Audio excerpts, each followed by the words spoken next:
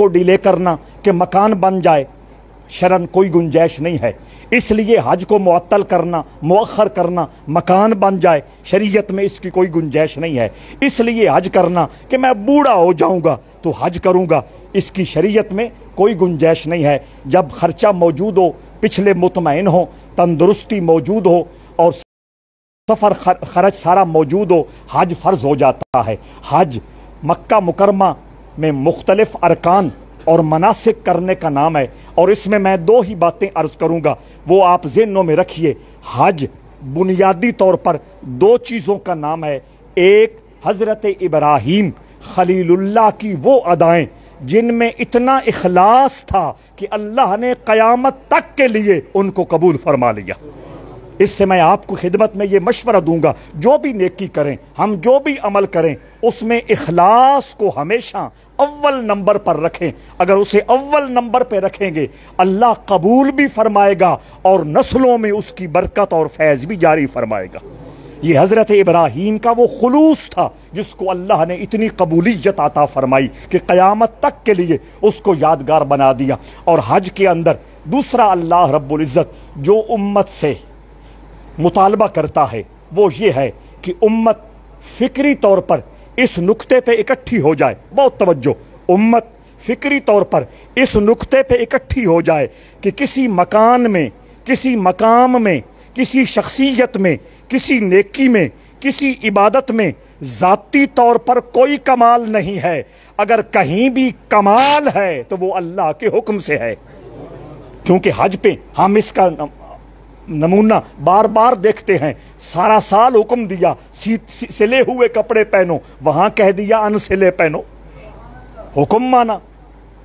سارا سال کہا کہ بیت اللہ شریف کے پاس مسجد حرام میں ایک نماز پڑھنے سے 1,00,000 نمازوں کا ثواب، 5 پڑھنے سے 5,00,000 نمازوں کا ثواب۔ لیکن جب 8 ذوالحج ہو جائے گی، اگر کوئی وہاں نماز پڑھتا ہے، ثواب کی بجائے وہ اللہ کے کاغذوں میں گنہگار ہوگا۔ مینا جا کے پڑھنی ہے نا، عرفات جانا ہے نا، مزدلفہ جانا ہے نا، وہاں 4-5 دن رہنا ہے نا۔ تو اللہ رب العزت یہ کانسیپٹ دے رہا ہے کہ مسجد حرام کی نمازوں کا ذاتی طور پر کوئی کمال نہیں ہے، در حقیقت کمال ہے تو اللہ کے حکم کو ماننے کا ہے۔ نماز فرض ہو جائے، ٹائم آ جائے تو نماز ادا کرنا ضروری ہو جاتی ہے۔ لیکن میدان عرفات میں کیا ہوتا ہے کہ ہم ابھی عصر کی نماز کا وقت شروع نہیں ہوا، اللہ فرماتا ہے کہ آج ساری زندگی نماز کا وقت شروع ہوتا ہے، تم ادا کرتے ہو، آج میرا حکم یہ ہے کہ زور کے ساتھ ادا کر لو۔ تو اللہ کے حکم کی ہم نے حاکمیت دیکھنی ہے۔ اور مزدلفہ پہنچ گئے، نماز مغرب جان بوجھ کے قضا کر رہے ہیں۔ جان بوجھ کے نماز قضا؟ ہاں، اللہ یہی دیکھنا چاہتا ہے کہ میرے حکم کی تعمیل کتنی ہے۔ تو مینا، مزدلفہ، عرفات، ہر جگہ اللہ کے حکم کی جو عظمت ہے وہ سمجھائی جا رہی ہے، اور حضرت ابراہیم خلیل اللہ کا جو اخلاص ہے اس کی عظمت کو واضح کیا جا رہا ہے۔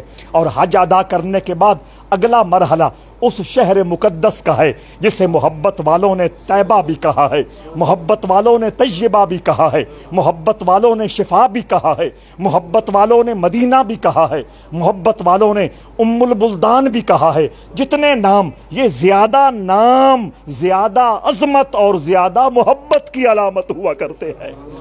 اس میں اللہ رب العزت نے اپنے محبوب کی عظمت ظاہر کرنے کے لیے کتنی برکتیں رکھی ہیں، کتنی عظمتیں رکھی ہیں۔ توجہ چاہتا ہوں، وہ 2-3 عرض کر کے اشارتاً بات کو سمیٹنا ہے۔ وہاں ریاض الجنہ ہے، ریاض الجنہ ہے۔ سنیے، حضور نے فرمایا ما بین بیتی و منبری روضۃ من ریاض الجنہ، فرمایا میرے گھر اور میرے منبر کے درمیان جو لوکیشن ہے نا، اس کو عام زمین نہ سمجھنا، وہ تو جنت کے باغوں میں سے ایک باغ ہے۔ یا رسول اللہ سمجھ نہیں آئی؟ فرمایا یہی بات تو سمجھانا چاہتا ہوں۔ جنت کے اندر، توجہ چاہتا ہوں، جنت کے اندر ساری خواہشات پوری ہوتی ہیں، اس ٹکڑے میں تمہاری ساری دعائیں قبول ہوتی ہیں۔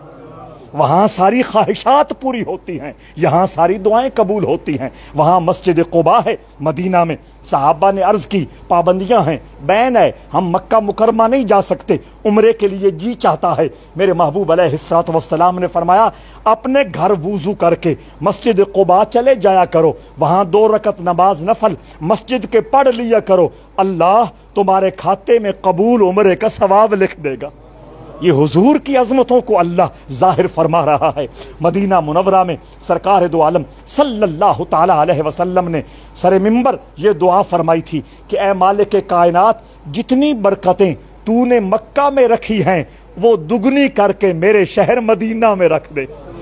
اب ضرب تقسیم آپ کرتے رہیں، جمع تفریق آپ کرتے رہے، یہاں کتنی نمازوں کا ثواب ہے، بات لمبی ہو جائے گی، بحث میں داخل ہو جائے گی۔ تو محبوب دو عالم صلی اللہ تعالی علیہ وسلم کا یہ شہر اور پھر حضور کی مسجد، سبحان اللہ، کہیں مسجد کے اندر ستون عائشہ ہے، کہیں ستون ابو لبابہ ہے، کہیں ستون حنانہ ہے۔ میں کس پہ بات کروں؟ ابو لبابہ کی بات کر دیتا ہوں۔ ابو لبابہ صحابی ہیں، یہودیوں کے ساتھ سرکار دو عالم صلی اللہ تعالی علیہ وسلم کے کوئی مذاکرات چل رہے تھے۔ حضور نے کچھ شرائط رکھی، یہ کرو، اگر نہیں کرو گے تو آگے حضور نے انہیں کچھ نہیں فرمایا، لیکن اپنی ٹیم کے سامنے، اپنے غلاموں کے سامنے بیان کیا کہ پھر ہم کچھ بھی کر سکتے ہیں۔ انہوں نے کہا ابو لبابہ کو ہمارے پاس بھیجو۔ انہوں نے ابو لبابہ سے کچھ باتیں کی، کچھ سوال کیے، کچھ مشورے لیے۔ آخر میں ابو لبابہ کے منہ سے نکل گیا اگر نہیں مانو گے تمہارے ساتھ کچھ بھی ہو سکتا ہے، تمہیں مارا بھی جا سکتا ہے۔ اب یہ ٹاپ سیکرٹ بات تھی، ابو لبابہ کو وہاں ذکر نہیں کرنی چاہیے تھی، لیکن وہ جذباتی ہو کے کر بیٹھے، لیکن طبیعت پہ بوجھ بن گیا۔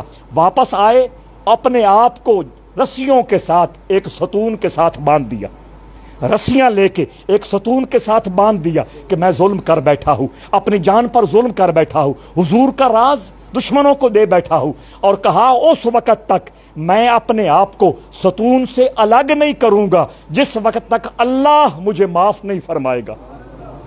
کئی گھنٹوں کے بعد جبرائیل امین حضور کی بارگاہ میں حاضر ہوئے اور عرض کی اللہ نے ابو لبابہ کو معاف کر دیا ہے۔ حضور مسکرائے۔ اب جبرائیل کی آمد اور جبرائیل کی ٹاکنگ جو بات تھی وہ عام لوگوں کو تو پتہ نہیں ہوتی تھی۔ حضور مسکرائے، صحابہ نے مسکراہٹ دیکھی تو عرض کی یا رسول اللہ مسکرا کیوں رہے ہیں؟ فرمایا اللہ نے ابو لبابہ کی غلطی کو معاف کر دیا ہے۔ صحابہ نے عرض کی یا رسول اللہ اجازت ہو ہم اسے بتا کے آئیں؟ آپ نے فرمایا جیسے تمہاری رضا ہے، جیسے تمہاری خوشی ہے۔ صحابہ دوڑے گئے، ابو لبابہ اللہ نے معاف کر دیا ہے، اب ہم تمہیں کھولنے لگے ہیں۔ کہنے لگے ہرگز میرے قریب نہ آنا جب تک رسول اللہ مجھے نہیں کھولیں گے، اپنے دستے مبارک سے میری رسیاں نہیں کھولیں گے، میں آنے والا نہیں۔ جب حضور تک یہ بات پہنچی، حضور وہاں پہنچے، رسیاں کھولی تو امت نے اس بات پر اتفاق کیا ہے کہ وہ مقام توبہ ہے۔ وہ ستون ابو لبابہ جن کو حاضری کا موقع ملے وہ رش نہ ہو تو وہ وزٹ کریں، اور ان سارے ستونوں کا، اور ان میں ایک ستون عائشہ ہے، اس پہ بات کر کے بات کو ختم کر رہا ہوں۔ یہ ستون عائشہ، اس کو ستون عائشہ کیوں کہا جاتا ہے؟ توجہ سے سمجھیے گا۔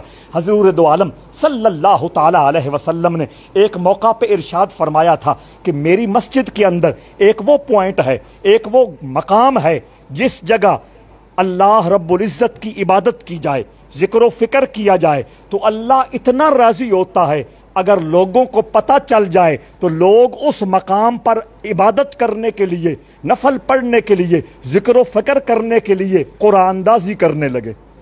لیکن حضور نے بظاہر بیان نہیں فرمایا، صرف یہ بتا دیا ایک پوائنٹ ایسا ہے۔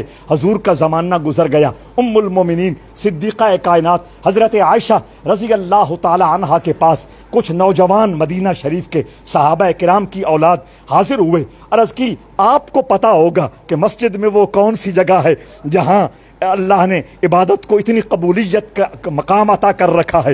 حضرت عبداللہ ابن زبیر رضی اللہ تعالی عنہ، یہ حضرت عائشہ کے سکے بھانجے ہیں، حضرت اسماء کے بیٹے ہیں۔ حضرت عبداللہ ابن زبیر وہ بھی ان نوجوانوں میں شامل تھے۔ ام المومنین حضرت عائشہ چپ کے رہیں، آپ نہیں بولی، زبان سے کچھ نہیں فرمایا۔ تھوڑی دیر ان بچوں نے، ان نوجوانوں نے انتظار کیا، پھر مایوس ہو گئے کہ آپ نہیں بول رہی۔ اٹھ کے چلے گئے. عبداللہ ابن زبیر بیٹھے رہے, ظاہر ہے بھانجے تھے, وہ بیٹھے رہے. تھوڑی دیر کے بعد بڑے صحابہ کو پتا چلا کہ یہ معاملہ پیش آیا ہے.